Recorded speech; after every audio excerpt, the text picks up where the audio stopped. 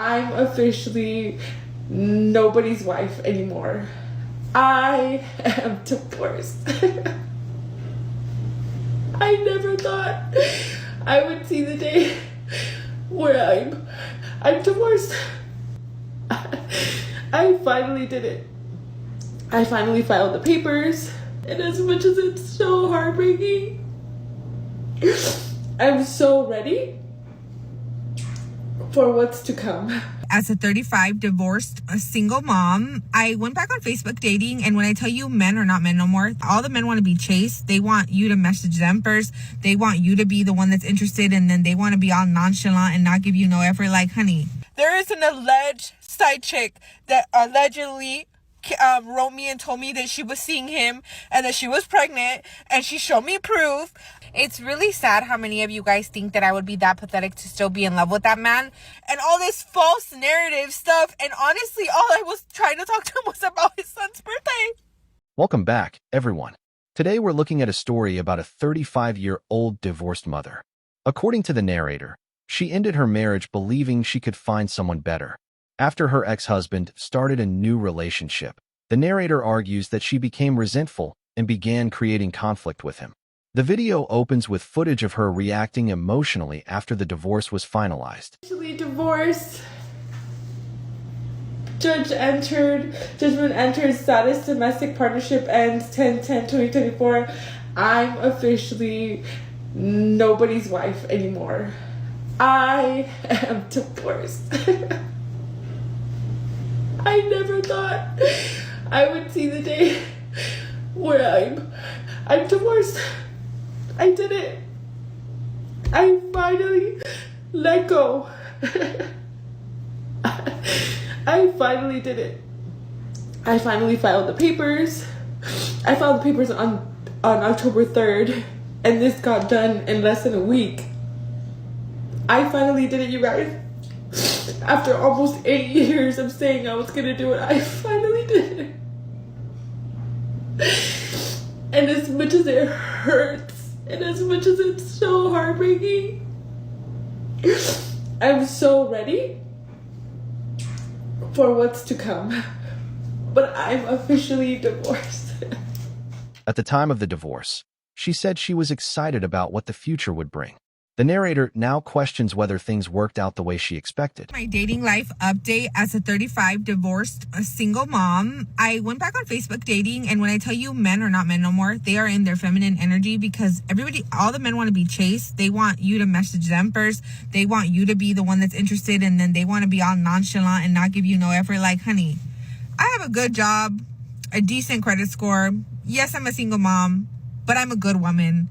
I know I'm a prize. Regardless of whatever men try to say about women that have kids, I'm not going to just be like, yes, you're talking to me, you're God's green gift, or like you're God's gift to women. Absolutely not. Okay. But I will say this. I used to be the type of woman that would only talk to one guy at the same time. But this time, when I went back on Facebook dating, I said I was going to talk to several different people at the same time and date and see what I do and what I don't like, so that I don't have expectations and I don't get my hopes up and I don't get my feelings hurt. So if you're a divorcee and you're out there, like, see what's out there. Don't just put all your ducks or all your eggs in one row, okay? Was that the saying? You get what I was trying to say. Don't put everything in one basket and see what's out there, okay? I love you guys, and I'll keep you guys updated. Bye! The narrator claims that her dating experience didn't go as planned and argues that she eventually focused her attention back on her ex-husband. He also alleges that she began involving their children in disagreements and expected her ex-husband to solve her problems whenever she needed help. You guys thought my baby daddy, estranged husband Carlos, was a piece of work before. Let me tell you what he did this morning. I finally saved up enough money for a new bed frame and a new bed for my kids so that they can have a new bed because obviously they wear pull-up still and they pee on the bed, right? So I'm constantly having to scrub out the pee stains, right?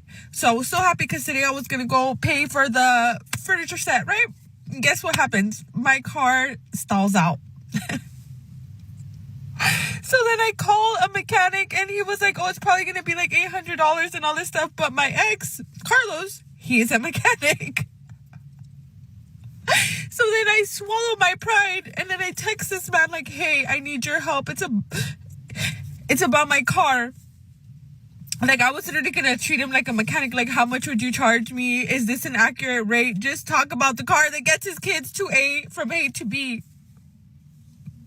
This man didn't answer the phone and then had the audacity to just say, what happened? And then when I said it's about my car, he didn't even respond. Like, it's one thing to be a deadbeat to your kids, but like, dang, like, you can't even help me out with my car? Like, I don't ask you for nothing else, and if I'm swallowing my pride because I don't want to not buy our kids a new bedroom set, and now I have to literally not buy it because now I have to take care of my car, and it's just not fair. It's just not fair. The narrator says that after learning her ex-husband had moved on with another woman, she began speaking negatively about him online. He further claims that she criticized his parenting and made accusations about his new partner. According to the narrator, people who knew the ex-husband saw her TikTok videos, challenged her claims, and informed him about the posts. Whoever sends my TikToks to my baby daddy, my estranged husband, Carlos, I need you to report the facts correctly, because I just try to talk to him because our son's birthday is next week, and all he cared about was whatever you guys are telling him that I'm saying, telling me defamate or slander and all these things. Our son's birthday is next week, and I was trying to come to an agreement so that he could see his son next week, and so he could actually say happy birthday and spend time with him, because his son actually wants to see him. And all he kept telling me was about how TikTok this and this TikTok that and all the lies that I say on here, when it's crazy, guys, because the last time I checked, everything that I said, I don't know if that's actually true. So let me break it down to you. There is an alleged side chick that allegedly wrote me and told me that she was seeing him and that she was pregnant, and she showed me proof, allegedly, but I never posted it because I didn't know if it was true or not. And I've said that on my lives, and I've said that several times, that I didn't know if it was true or not. I never said it was factual. I never posted it in a video. And meanwhile, I'm trying to talk to him about his son and his daughter and about child support, and he keeps lying and saying that I'm receiving child support through the child support, which is not true, and all this false narrative stuff. And honestly, all I was trying to talk to him was about his son's birthday. So do me a favor, guys. If you're gonna report back to him, report back right. I never said factual. I said allegedly. But it's fine. Like always, my kids are the ones that get pushed to the side. The narrator encourages viewers not to be persuaded simply because she appears emotional. He argues that she repeatedly makes claims she cannot support and suggests that her online content is an attempt to interfere with her ex-husband's new relationship. He also points to comments from viewers who believe she wants to reconcile with her ex-husband. I'm just going to say this once. The internet is a very fickle place. As much as followers as you can have, there's people that are mean and hateful like this. I'm missing Carlos too. Why, Carlos? Why? Why do you think it's okay to make fun of somebody and say that I missed my ex when I'm literally upset about the way he's okay with being an inconsistent father and not there every single day? And another thing, you guys saying, why can't he just take him to church himself? He doesn't go to church. Why can't you do this? And why can't you do that? And why can't you do this? Why can't Carlos come up with his own schedule or have suggestions himself? Why do I always have to be the one to do everything? Why can't he suggest to me a schedule? Oh, wait, let me tell you why. Because he's okay with just his Saturdays. Because it's his kids that miss him, not him missing his kids. Let's clarify that real quick. The narrator highlights a moment where she says the father should see his children every day. He responds by arguing that daily contact is unrealistic after a divorce, even for an involved parent. In his view, both parents now have to live with the consequences of the marriage ending. He also rejects her explanation that her own childhood experiences are the reason she pushes so hard for constant involvement. The amount of you that love to tell me that I'm still in love with my estranged husband, my baby daddy Carlos, it's really sad how many of you guys think that I would be that pathetic to still be in love with that man. But let me break it down for you.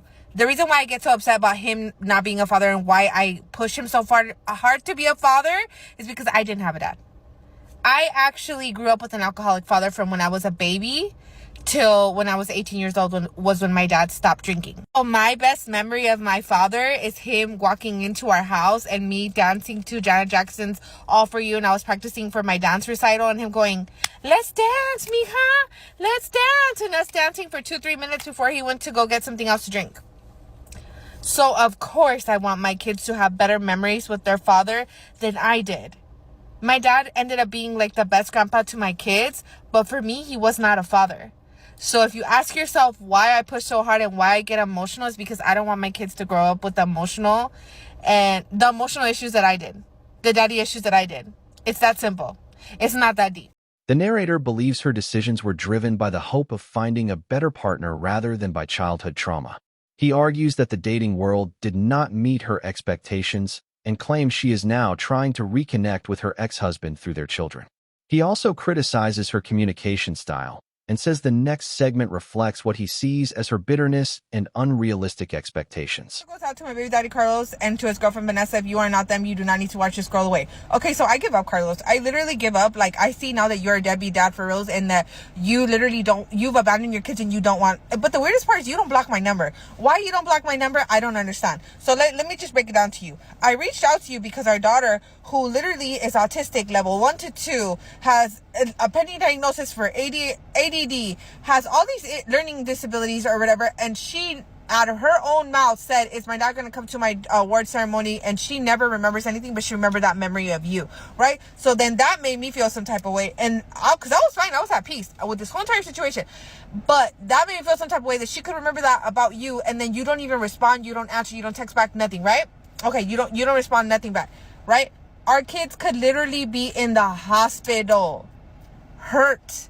You don't answer the phone, you don't answer the text messages. All you have to do is say, what are you calling for? Like, you act like I entertain you on the phone talking about anything other than our kids, okay? Okay. The narrator says he doubts her claim that her ex-husband ignores all of her calls and messages. Instead, he believes she misses the attention she received during their marriage and wants that same level of communication back. Number 2, Miss Vanessa. I don't know where you got this whole notion that me and you are beefing and that you had to go and put on your Facebook that I'm trying to envenenar people against you, and that, in your religious post, of like, God's gonna fight my battles for me. God bless the person that talks negatively and tries to spread lies about me and blah, blah, blah. You think God's gonna bless somebody that is sleeping next to a person who literally abandoned his kids, who doesn't call his kids, who abandoned his kids to be with you? A man that pays his child support when he feels like it, pays less child support than what he's supposed to, never calls his kids, never picks up his kids, even though I do not keep his kids from him, okay? You sleep next to a man who abandoned his children that he had in marriage, babe.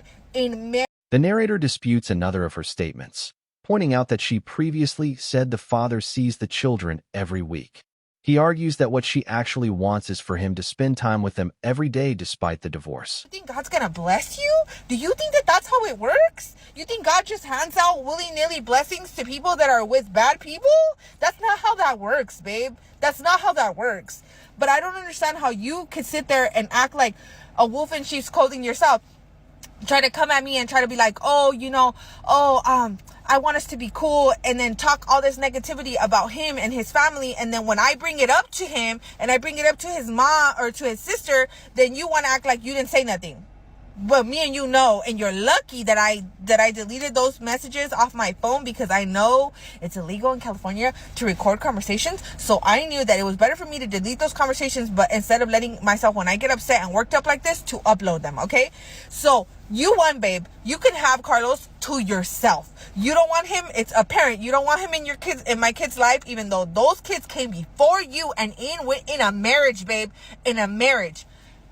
But you win. You win. You don't want him in their lives, you win. I'm not gonna bother him, whatever. But since you and Carlos and everybody and their mamas watches and stalks my TikToks, and instead of you guys coming on here and telling your side of the story, you run and post stuff on Facebook, go ahead and post on Facebook, babe. Because at least I say it with my chest, and at least, yes, I look a little crazy. I look like I'm crashing out because I'm literally on 2 hours of sleep. Because literally right now, last night, one of my kids got hurt. One of my daughters got hurt.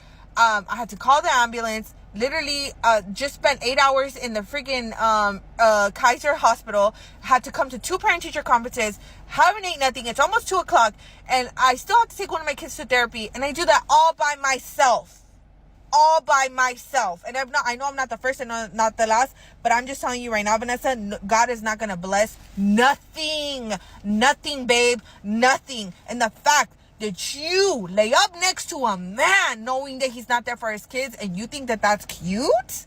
The narrator concludes that jealousy is driving many of her online posts.